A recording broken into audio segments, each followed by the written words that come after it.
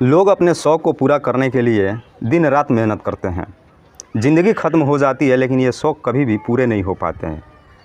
लोग अपने शौक़ को पूरा करने के लिए कभी कभी कुछ गलत कदम भी उठा लेते हैं। आज की भी कहानी में बिल्कुल कुछ ऐसे ही होता है। एक लड़का है जो अपनी प्रेमिका की शौक़ को पूरा करने के लिए ढेरों सारे कर्ज उठा लेता है, लेकिन जब ये कर्ज वापस नहीं कर पाता है और लोगों का उसके ऊपर दबाव होता है तो इस कर्ज को पूरा करने के लिए वो एक ऐसी कदम उठा लेता है कि जब इसकी खबर उसके घर वालों को और पुलिस वालों को पता चलता है तो वाकई में दोस्तों हर कोई हैरान व परेशान हो जाता है। नमस्कार, आदाब, मैं हसमुद्दीन और आप देख आज की जो सच्ची घटना मैं आपको सुनाने वाला हूँ। दरअसल ये घटना है महाराष्ट्र का पुणे शहर का एक इलाका पड़ता है उल्हासनगर, और इसी उल्हासनगर का एक थाना पड़ता है शांतिनगर। दरअसल ये घटना है 14 अगस्त 2022 के सुबह के लगभग 10 से 11 बजे के करीब शांतिनगर पुलिस स्टेशन में एक लड़का और उसके साथ में उसका परिवार का एक सदस्य थाने पहुंचते हैं और वो एक रिपोर्ट दर्ज कराते हैं। लड़का कहता है कि साहब, मेरे चचेरे भाई का किसी ने अपहरण कर लिया है और बदले में उसने 2 लाख रुपये का फिरौती मांगा है। पुलिस इस मामले को काफ़ी गंभीरता से लेते हुए और मुकदमा दर्ज कर लेती है।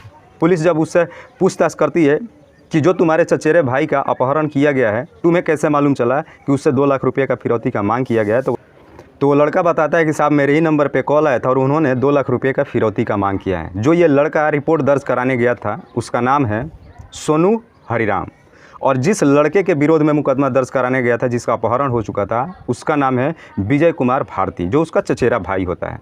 पुलिस उसके घर वालों से पूछताछ करती है विजय कुमार भारती के बारे में, तो घर वाले कहते हैं कि साहब, हमें नहीं पता क्योंकि कॉल हमारे पास नहीं आई थी। सोनू हरिराम के नंबर पे कॉल आया था और उसी से बताया गया था 2 लाख रुपये फिरौती की मांग। जब पुलिस सोनू हरिराम से पूछताछ करती है तो सोनू हरिराम एक ऐसा नंबर देता है जो नंबर गलत होता है। पुलिस उसके बाद विजय कुमार का नंबर मांगती है ये जानने के लिए कि फ़िलहाल विजय कुमार है कहाँ, उसका लोकेशन ट्रेस किया जाए। विजय कुमार के नंबर पे जब कॉल लगाया जाता है तो पता चलता है उसका नंबर अभी बंद है। जब उसका लोकेशन ट्रेस किया जाता है तो पता चलता है कि उसका मोबाइल आज से 4 दिन पहले ही बंद हो चुका है। लेकिन जब उसके मोबाइल का CDR निकाला जाता है तो पता चलता है कि उसमें एक ऐसा नंबर है जिस पे विजय कुमार लगातार काफ़ी दिनों से लंबे समय तक बातचीत करता था। पुलिस जब उस नंबर का CDR निकालती है तो पता चलता है कि वो नंबर किसी पूजा भारती के नाम पर रजिस्टर्ड है।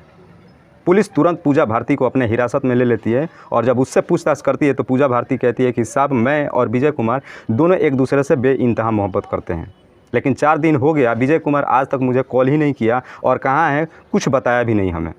लेकिन पुलिस वालों को न जाने क्यों पूजा भारती और सोनू हरिराम के बातों पे भरोसा नहीं होता है। वो दोनों को एक साथ बिठा करके और सख्ती से पूछताछ करती है तो आखिरकार दोनों सच्चाई कबूल कर लेते हैं। और जब इसकी कहानी बताते हैं तो वाकई में दोस्तों एक कहावत है जो बिल्कुल सच साबित होता है कि जितनी चादर हो उतना ही पैर फैलाया जाए।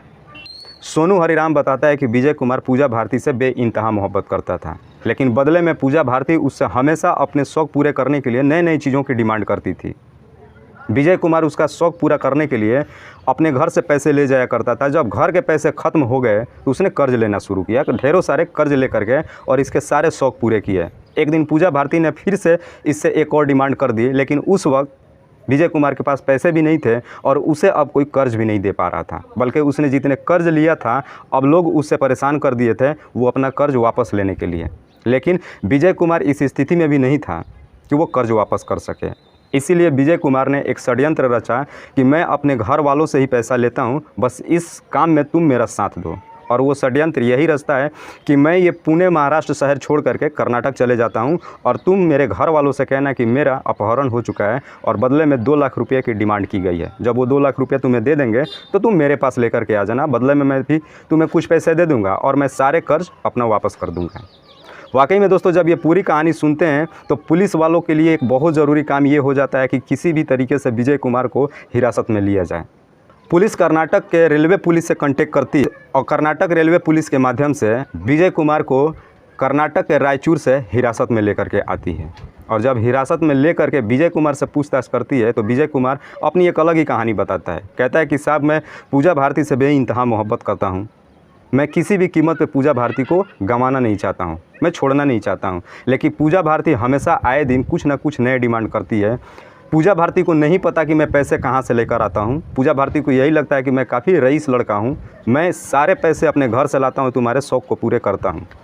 लेकिन मैं ये सारे पैसे कर्ज ले करके और पूजा भारती के शौक़ को पूरे करता था, लेकिन कर्ज इतने काफ़ी बढ़ गए कि अब कर्ज वाले मेरे ऊपर दबाव देना शुरू कर दिए थे कि वो पैसे हमें वापस चाहिए, लेकिन मैं उन्हें दे नहीं पा रहा था, इसीलिए मैंने ये षड्यंत्र रचा था। जब पूजा भारती सुनती है तो वो भी काफ़ी दंग व परेशान रह जाती है। वो एक ही बात कहती है कि अगर ऐसी बात थी तो तुम्हें बताना चाहिए था कि तुम्हारे पास पैसे नहीं है, उसके बाद मैं डिसाइड करती कि मुझे तुम्हारे साथ रहना है या नहीं रहना। लेकिन दोस्तों, मैं आपको इस वीडियो के माध्यम से कहना चाहता हूँ कि आज का एक प्रचलन चल चुका है कि आजकल के बच्चे अपने प्रेमिका की शौक़ को पूरा करने के लिए अपने घर परिवार को इतना बढ़ा चढ़ा करके बता देते हैं कि वो इस दुनिया का सबसे बड़ा रईस आदमी है, लेकिन हकीकत ये नहीं है।